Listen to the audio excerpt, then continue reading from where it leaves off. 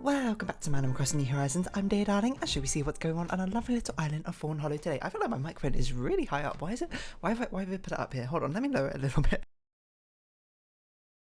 Just a tad out. It was about 5 centimeters difference there. And that makes all the difference because now I don't have to. I mean, I should sit up straight to be perfectly honest while I'm sitting at my desk anyway, but I don't have to super sit up straight. I don't know how to phrase this. To look over my microphone to actually look at my computer monitor. So there we go. Yeah, just sort of vibing today. I get stuff's happened in the mobile gaming, the Gacha gaming business, but apart from that, not much else. Hello everyone. Right now in Fawnhallow, 6:03 p.m. on Friday, September 17th, 2021. Nothing else apparently, so we'll just go about chatting, I suppose. Life is Strange, the first one went up yesterday, along with the thumbnail art. Surprisingly, got very low views compared to most other first of part videos. I'm not really sure why that is, but I assume it's because it's getting lost in the sea of people who are uploading Life is Strange True Colors videos, which is kind of fair enough. But I like it, so that's all that really matters to me in the first place. Dear's brain, do you like artsy stuff? Because I found something real neat when I was cleaning. Oh yeah, we've had this at it before. But it means he's given us a piece of artwork which you can potentially give to the museum. The warrior statue. Which one's this? The terracotta army. If he's got a spade, it's fake. So I'm pretty sure that one's fake. I don't know if we need to get it observed by blabbers to actually check if it's fake or not. I mean, we can do it anyway if we're passing through. Sorry, my throat is like, what's wrong with it? You might be saying, oh, what's going on in the Gacha gaming sphere for you, dear darling? Nothing much. The new Spiral Abyss came out in Genshin Impact. It's weird, is what I'll say, but, ultimately it was kind of fine and significantly easier than the previous one for me, at least, so it's all good for me. My heart goes out to you if you're a relatively new player and you don't have the people. That's not what I meant to open. If you don't have people built to deal with the constant bleed effect on floor 11, and if you don't have a super DPS like I do, like Hu Tao, for floor 12, but if you do, then you do. It's as my friend said it's boring, not challenging. But there's discussions to be had. I find the floor 11 one interesting. But, on reflection, I don't think it's the best implementation of it. If you're wondering what the heck I'm talking about, it's basically your Spiral Abyss is like the sort of challenge mode in Genshin Impact, and the gimmick for floor 11. Oh, wait, hold on. Fruits, fossils, talk, buy flowers. Okay. The gimmick on floor 11 is you constantly take damage and your characters can die from basically constantly taking damage. And there's no way to really get around it. You just had to out-heal it. That happened.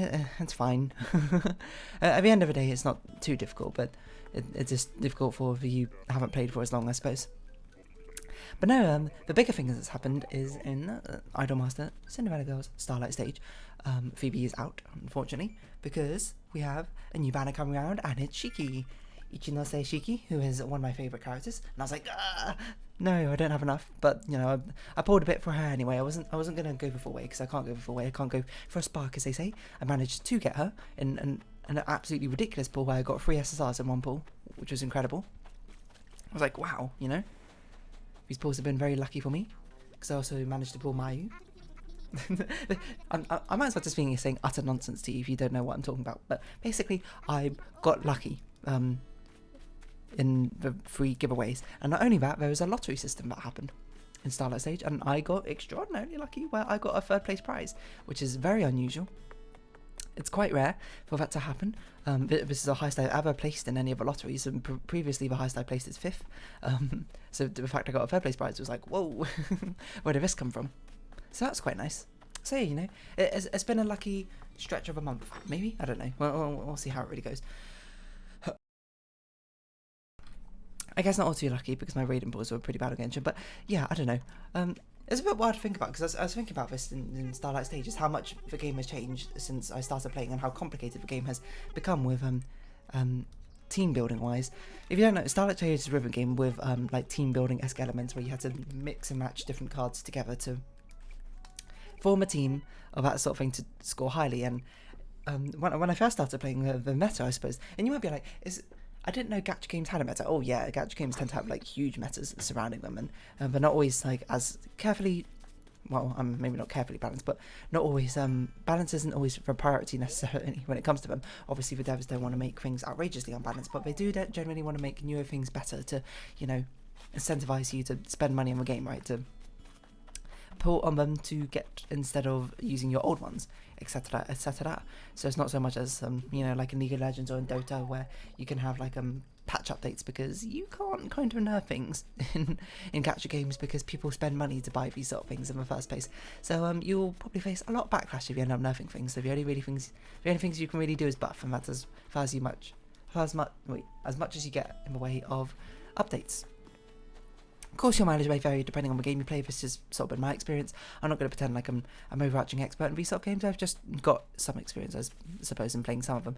But it's weird to think how like crazy the meta has become, and how different the meta was in the gacha games. Like I used to play a few more rhythm games. I used to play this game called Love Live School Idol Festival. Don't play it anymore because I got bored of it basically.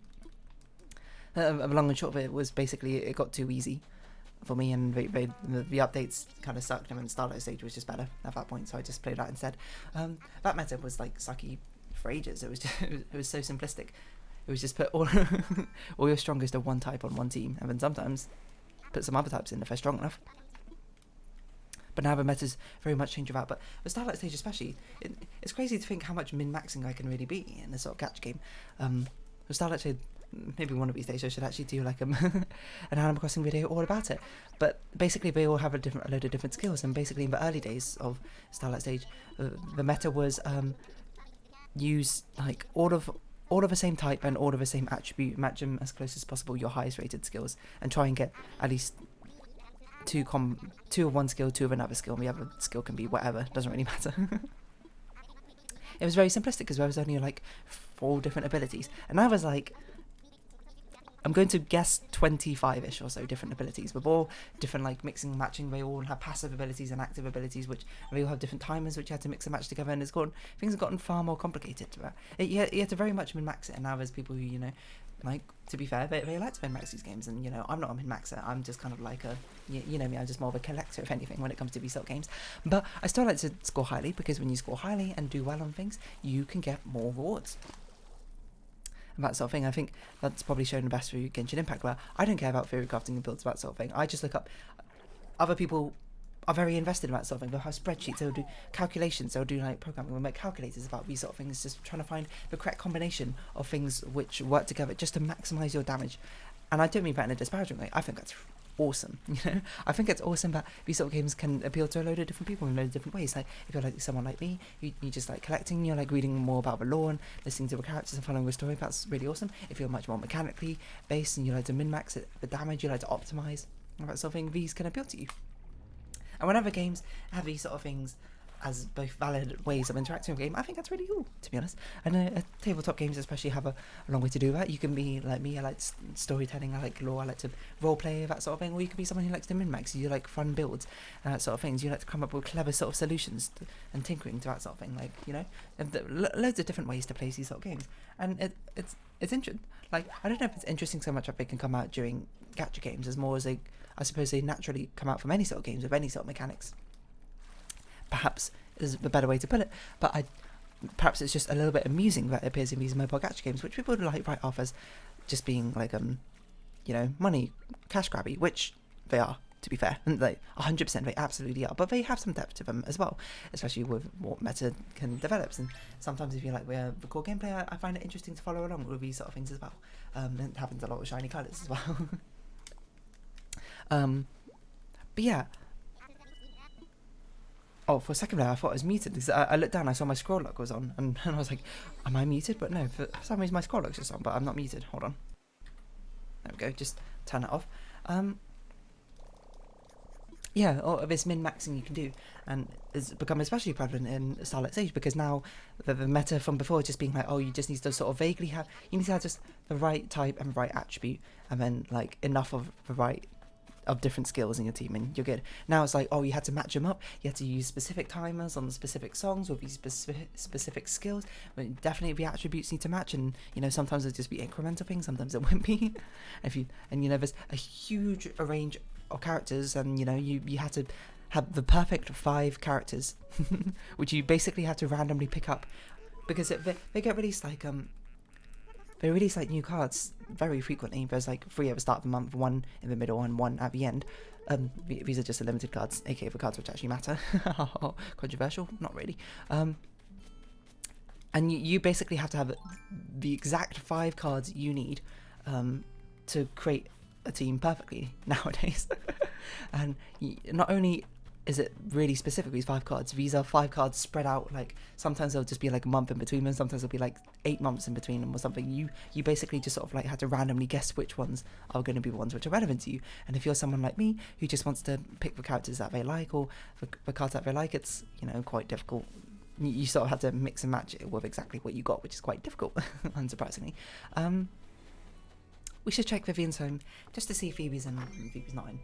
So yeah, I always found the min-maxing part of it intriguing. Not so much that I want to go sit there and hash out exactly what's an optimal way or combinations of things that really like maximize your score potential, or like your damage, or whatever other stats have you in the game. I just sort of like following the development, I suppose, of how a meta and a strategy comes about.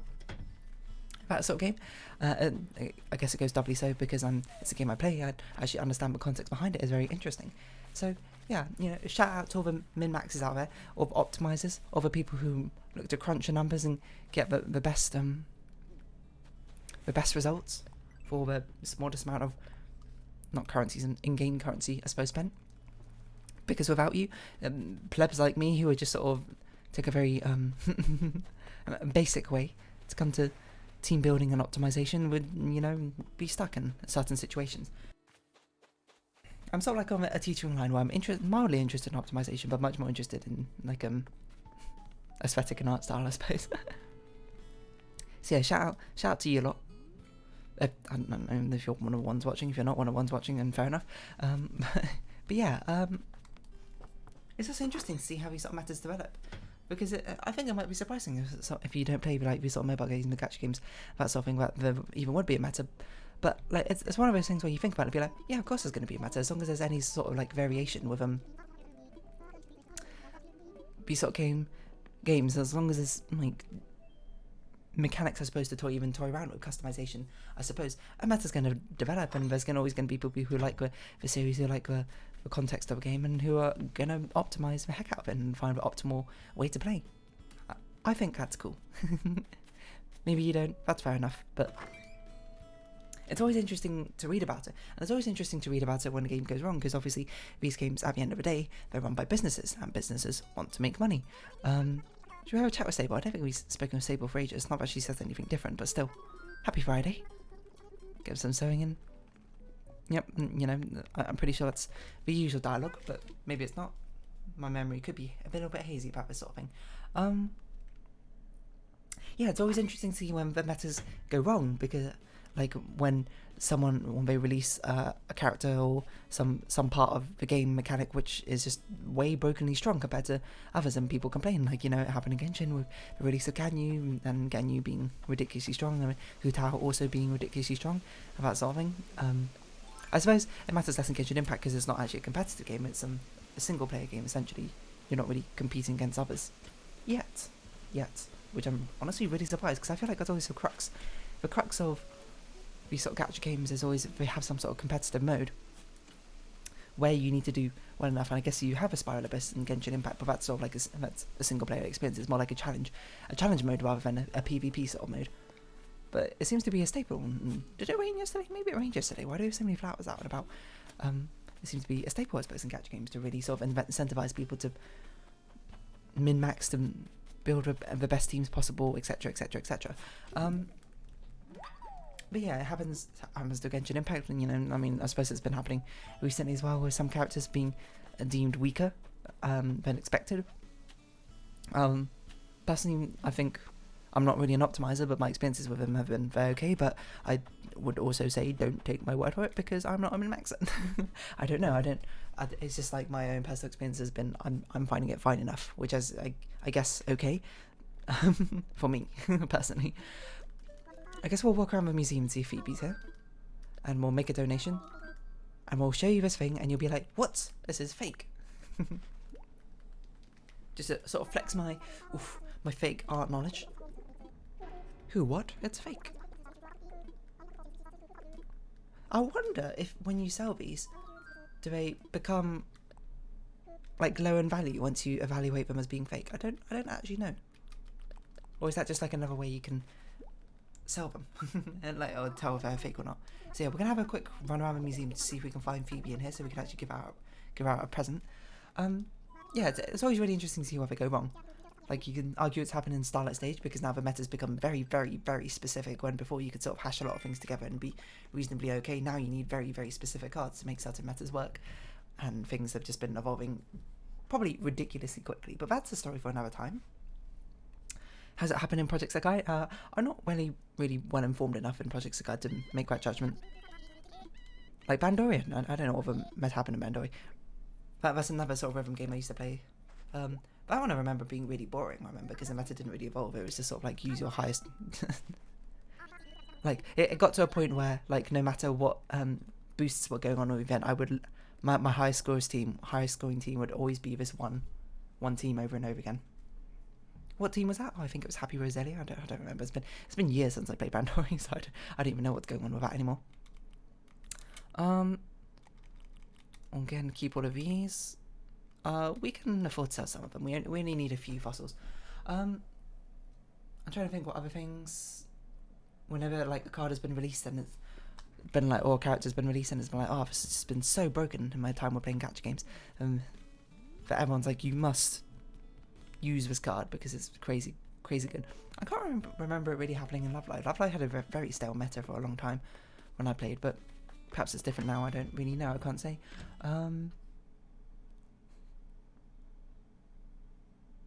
If I remember, I think that Animal version 2 is such a specific reference. So there were 2 cards which released as a set where both the ultra rares, aka the highest rarity in my game, were very, very strong.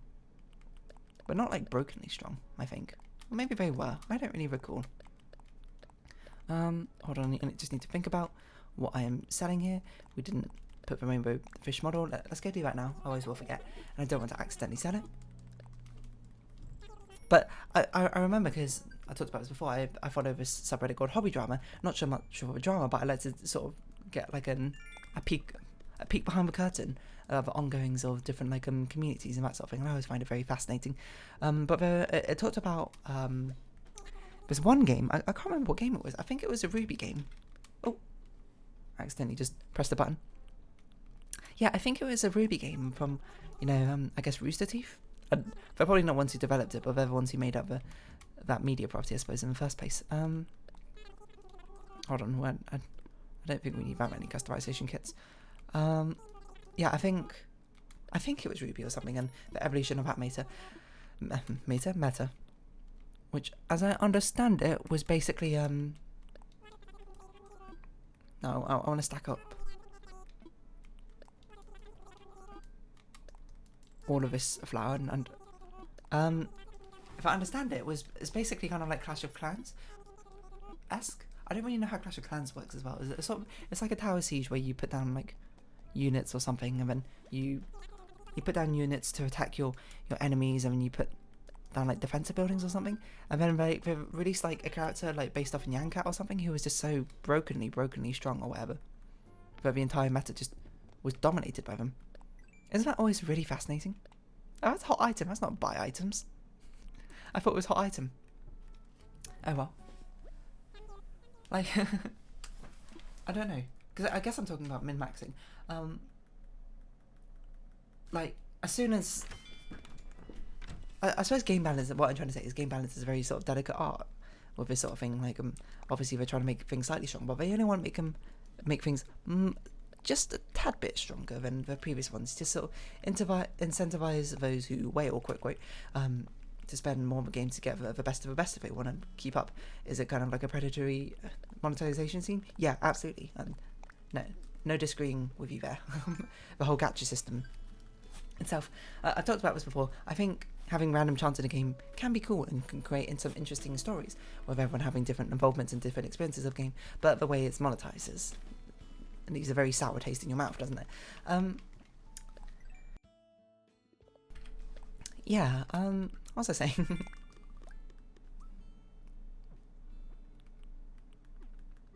Oh yeah, game balance is very difficult, and it's amazingly how quickly like min-maxers can sort of pick up on these sort of things. Like, I'd imagine when you're trying to do a game balance, like I'm sure it happened in these sort of games before. Like I think it kind of happened with Starlight Stage and Resonance, perhaps, where I'd imagine the devs, they created this new like ability or this new character or whatever, and be like, oh, you know what, I don't think this character's that strong or whatever.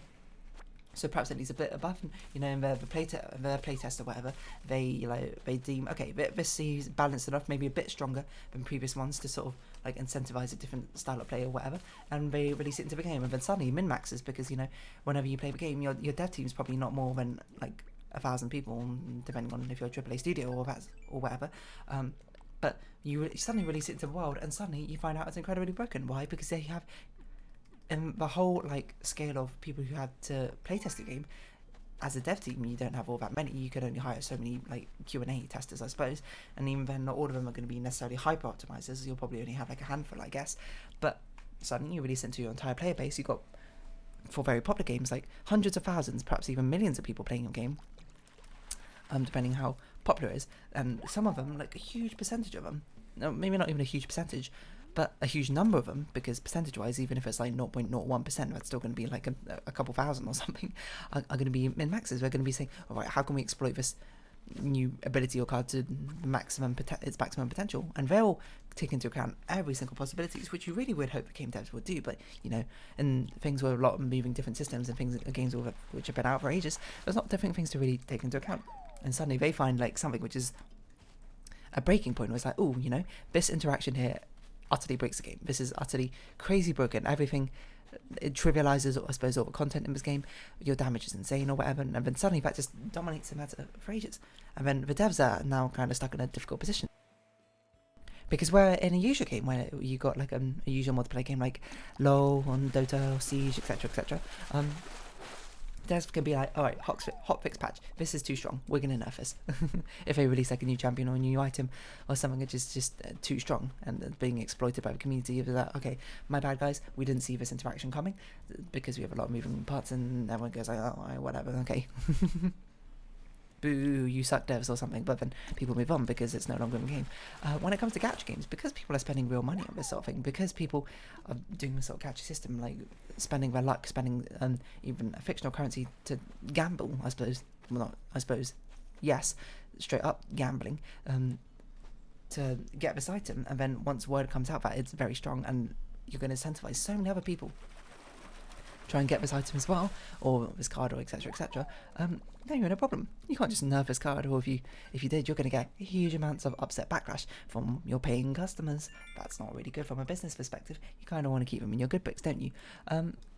So what do you do? Okay, well, problem. But if it's something with unintended interaction, you can certainly just bug fix it and be like, oh, you know, that was clearly not meant to happen in the first place, so, you know, that's perfectly fine. But if it's just, you know, the numbers are too high, what do you do?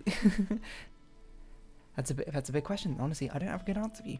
I don't know what you're meant to do as a dev from that point, and I suppose it's just going to show you being like, oh, you know, well, perhaps if you didn't have this weird monetization scheme in it, it'd be okay. You could just like freely nerf this card or this interaction or whatever.